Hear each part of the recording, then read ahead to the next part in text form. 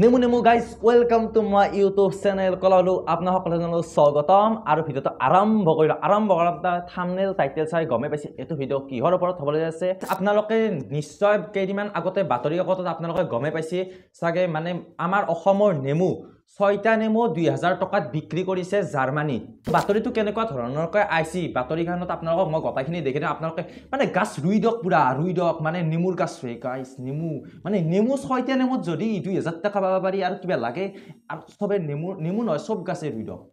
আৰু এইখনে পুৰা বাতৰিত পুৰা ধুনীয়াকৈ দি দিছে আৰু জাৰ্মানী যেহেতু 2000 টকাত 6টা নেমু যদি বিক্ৰী কৰিব পাৰি এৰ কিবা লাগে নেকি আৰু মানে বেছি মই কথাখিনি পঢ়ি দিয়া না আপোনালোকে স্ক্ৰীনশ্বট মাৰি কিনে হয়তো ভিডিওটো ৰখাই কিনে আপোনালোকে পুৰা পঢ়ি চাই দিব পাৰে আৰু মানে মই পিছৰ পাতটোত আপোনালোকক কথাখিনি দেখে দাও পুৰা কথাখিনি চাই লওক আৰু স্ক্ৰীনশ্বট মাৰি লওক